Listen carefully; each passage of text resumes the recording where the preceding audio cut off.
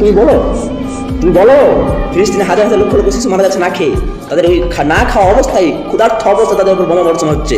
কোন দিন বিশ্ব ব্যাংকে এসেছে সাহায্য করতে? বলো আমাকে, কোন দিন বিশ্ব ব্যাংক সাহায্য করতে এসেছে তাদেরকে? তুমি দেখাও। কিসের আন্তর্জাতিক সংস্থা, বিশ্ব ব্যাংক সংস্থা, অর্থনৈতিক সংস্থা বিশ্বকে ধার দেয় ফায়দা লুটার জন্য, শুধু ফায়দা লুটার জন্য ধার দেয়। কোনো দেশকে তার উন্নতির জন্য উন্নতির জন্য ধার দেয় না। ইরান যখন উন্নতি করছে পারমাণবিক অস্ত্রের দিক দিয়ে, তখন তাদের বিরুদ্ধে যুদ্ধ ঘোষণা করতেছে। আর আন্তর্জাতিক তারা নাকি বিশ্বে দারিদ্র দূরীকরণ করে, বিশ্বে শান্তি প্রতিষ্ঠার লক্ষ্যে কাজ করে। বড় বড় হাল বহানো কথা তারা বইয়ের মধ্যে শেখানো হয়, বাট রিয়েলি তারা করে না, বাস্তবে তারা করে না। এটা বড় না হয়। ফিলিস্তিনের লক্ষ লক্ষ লোক মারা যাচ্ছে, কোন দিন কোটি কোটি সাহায্য করেছো? করতে আসনি। যখন দেখা যায় ফিলিস্তিন দুটো তেল খুঁড়ে বার হয়ে গেছে, তৈল খুঁড়ে বার হচ্ছে, তখনই টাকা ইনভেস্ট করবো, কোটি কোটি টাকা। মারা গেল লোককে দেখলেন না? তারা ধার দেবে, শর্ত দেখবে, রাষ্ট্রের টাকা আছে, রাষ্ট্র কি ধারটা মিটাতে পারবে, ধার পরিশোধ করতে পারবে, এইসব দিকগুলো তারা দেখবে। এটা তাদের উদ্দেশ্য। তুমি আমি বিশ্ব ব্যাংক নিয়ে পড়ে আছি, নিজস্ব বিশ্ব ব্যাংক তৈরি করো, মধ্যপ্রাচ্য মিলে মুসলিম দেশ মিলে নিজস্ব বিশ্ব ব্যাংক তৈরি করো, নিজস্ব আন্তর্জাতিক সংস্থা তৈরি করো। এটা মুসলিমদের আন্তর্জাতিক সংস্থা হবে।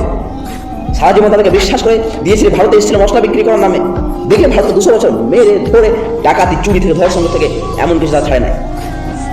বড় বড় তাজমহলের দিকে, বড় বড় মুসলিমদের মসজিদের দিকে সোনার উপর ল্যাম্প ছিল, সবগুলো খুলে নিয়ে পালিয়েছে, লাগিয়ে দিচ্ছে পিতলে।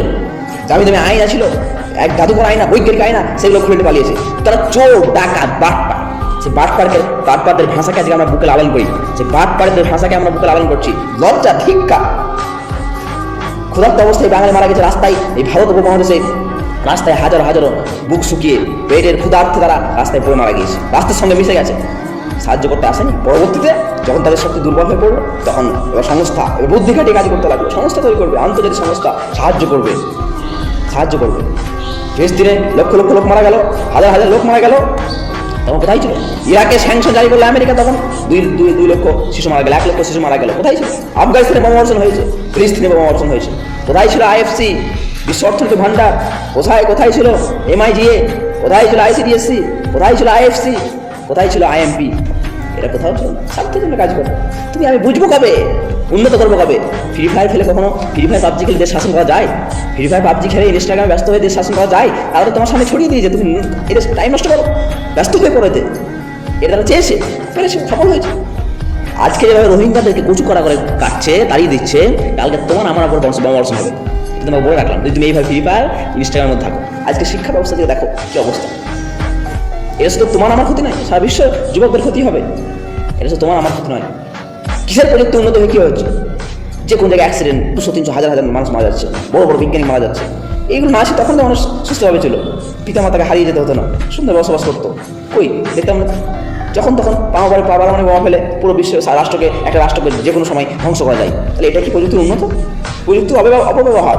এটা উন্নত নয়, এটা প্রযুক্তির অপব্যবহার। প্রযুক্তি দিয়ে কী হচ্ছে? একটা রাষ্ট্র হুমকি দেওয়া হচ্ছে, রাষ্ট্রের ঘুম উগিয়ে দেওয়া হচ্ছে, আর এটা প্রযুক্তি উন্নত।